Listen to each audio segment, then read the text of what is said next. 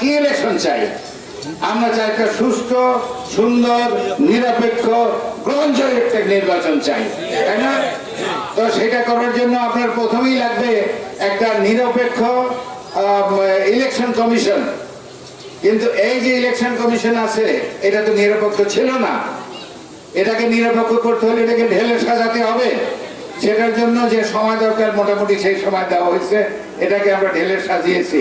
কিন্তু শুধু কি ইলেকশন কমিশন দিয়ে ইলেকশন হবে? আপনার পুলিশ দরকার হবে না? তো এই গত বিপ্লবের পরে প্রায় 26,000 পুলিশ ভেগে চলে গেছে ইন্ডিয়াতে। তারা আসলে ইন্ডিয়ান ছিল। শেখ হাসিনা বাঙালির চেয়ে ইন্ডিয়ানকে বেশি বিশ্বাস করতো। কি সত্য কিনা? আজানের সময় হয়ে যাচ্ছে, একটু আমাকে মনে করিয়ে দেবেন আজান পড়লে। তারপরে আপনার আনসার লাগবে, বিডিআর লাগবে, আপনার স্টুডেন্ট লাগবে, টিচার লাগবে।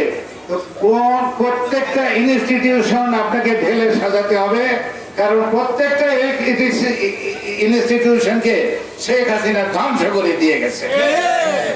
তো কাজী এগুলা করতে যে সময় লাগবে সেটা রাজনৈতিক দল অর্থাৎ আমরা, আপনারা সবাই মিলে তাদের সঙ্গে আলাপ করে আমরা ঠিক করেছি যে আগামী 12 ফেব্রুয়ারি পর্যন্ত যথেষ্ট সময়, এর মধ্যে এটা সব ঠিক হবে। এটা ঠিক হবে এবং নির্বাচন হবে।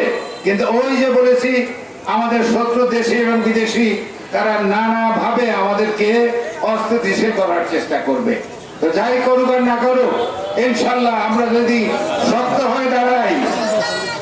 আচ্ছা ভাই ও বোনেরা, আমার কথা আমি শেষ করে নিয়ে আসছি। আজান পড়েছে, এরপরে তো আজান দেব।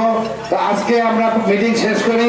ইনশাল্লাহ আবহাওয়া একটু ঠিক হোক, একটু সুখে আসুক, আমরা আবার আসবো এখানে ইনশাল্লাহ আপনাদের সবাইকে নিয়ে আবার।